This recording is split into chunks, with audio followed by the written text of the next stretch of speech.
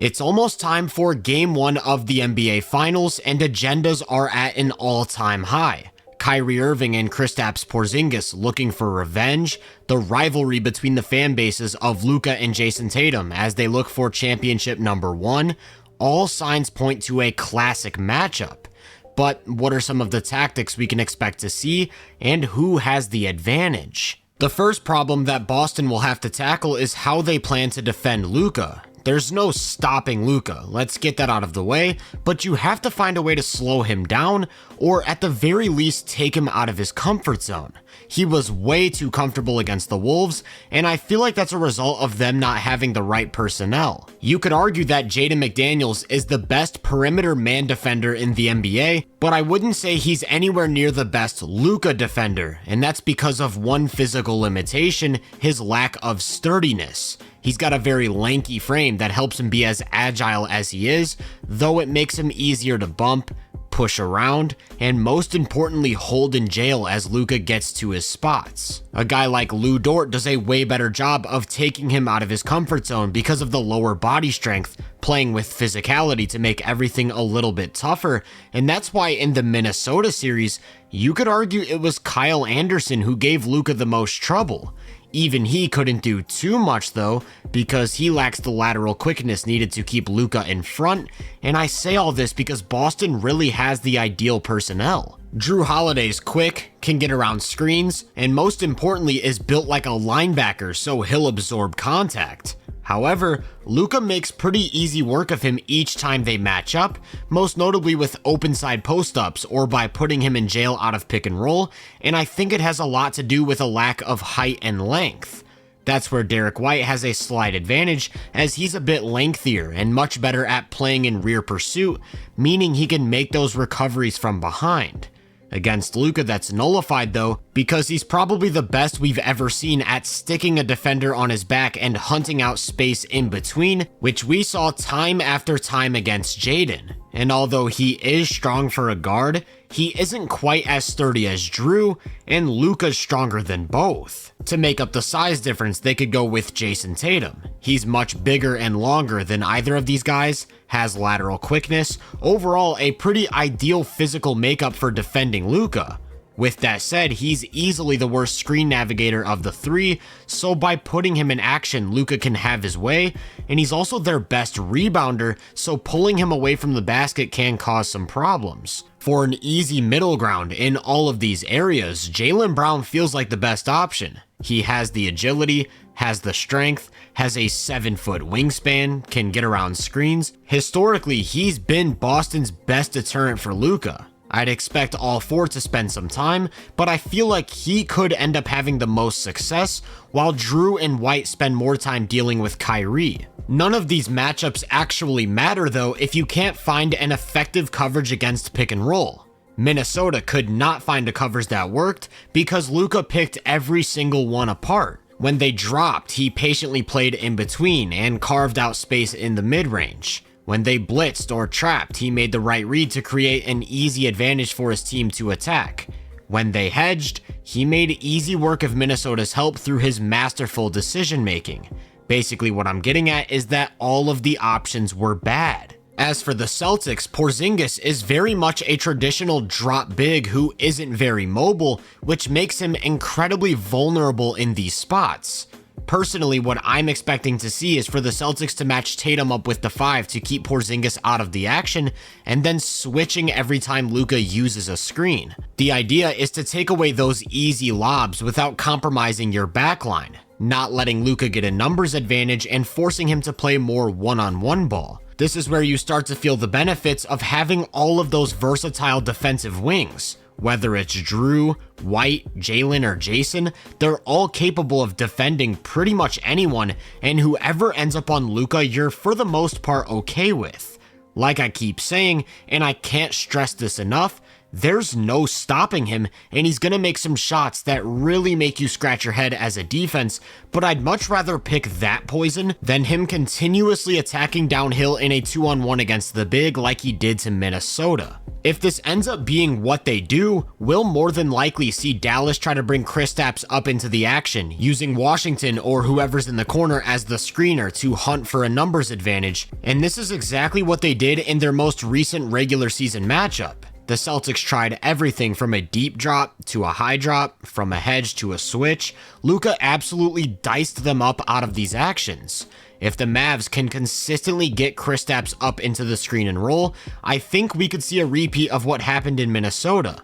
Luka just picking them apart and leaving them without an answer. I will say, the silver lining for Boston is that the roller in this case isn't one of those rim running bigs, which is a bit easier to cover for the rest of the team. But also, I wouldn't be surprised to see some pre-switching to keep Kristaps on the baseline as much as possible. Boston's done it in the past, not just with him, but when they had Robert Williams, and it's shown to be effective when done right. With Porzingis as a roamer, he's a huge deterrent at the rim, so the question becomes whether or not those corner shooters continue to capitalize. That could be Jones, Washington, Josh Green, Maxi Kleber. Can these guys hit the shots? Through the first 3 rounds, they did more than enough, but the margin for error against Boston will be slimmer than ever. As for the Al Horford minutes, those I'm a lot more worried about. I really don't know what to expect or how they plan to use him against Luka. The big difference is that he isn't nearly the interior presence that Kristaps is. He's about half a foot shorter, less gifted vertically, a worse shot blocker, so he doesn't have the same sort of impact as a roamer. Historically, he's been much more of a switch big, but he's 38 years old at this point. We just saw how it looked when the Pacers hunted for him in space. Not great, and if there's anything Luka likes more than a numbers advantage, it's a favorable matchup to attack one-on-one.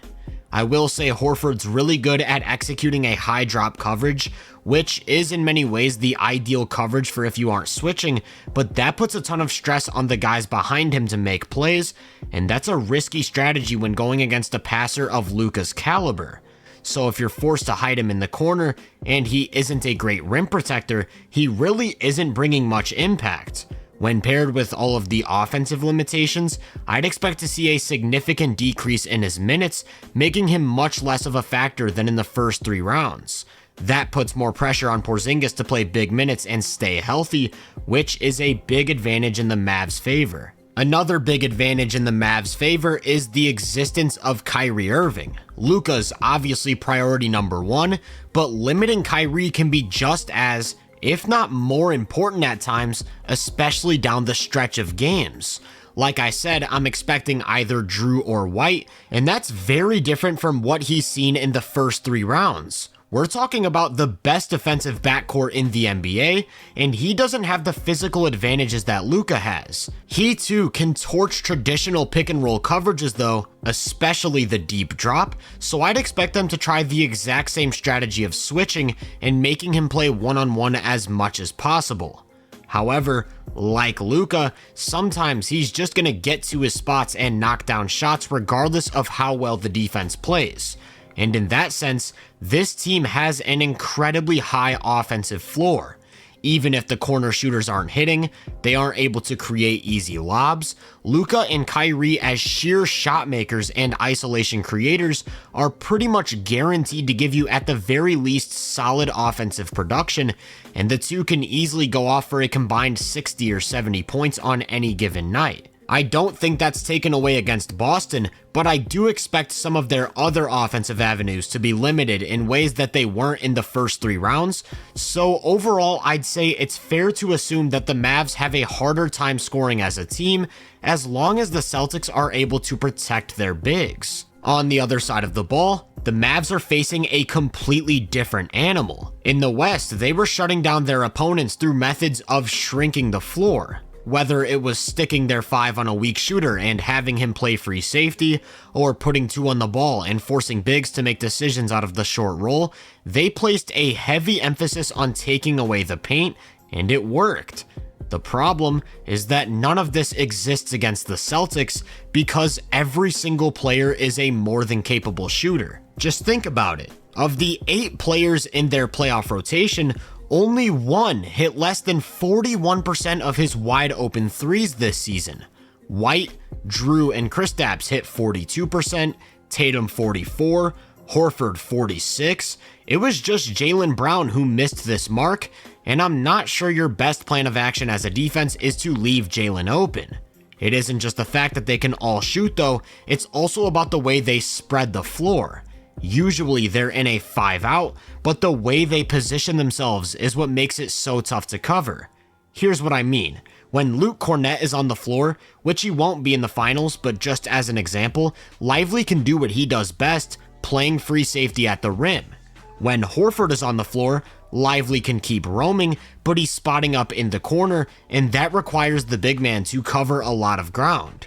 What I'm talking about though is when Kristaps is on the floor, because he takes almost all of his threes from above the break, sometimes extended range, which makes it nearly impossible for his man to help at the rim. When Jaylen attacks the middle of the floor and Lively drops from the wing, he simply can't get back out in time to contest Kristaps on a 3. And if the idea is to have Lively help, then send someone else on a closeout, that doesn't work because Kristaps will shoot right over them like it's a practice drill. That's also what makes the pick and pop so tough to defend. They abused the Mavs in the regular season with the 2-man game. Whether Dallas tried icing the screen, dropping back, and sending a late switch, nothing worked, and I wouldn't be surprised if this is a series where they have to go smaller with Kleber playing more minutes at the 5. Another tough problem that the Mavs have to figure out is how to limit Boston's mismatch hunting. That's how they start a lot of their possessions, and with the 5-out, it's impossible to bring extra help without giving up a big advantage for the team to attack.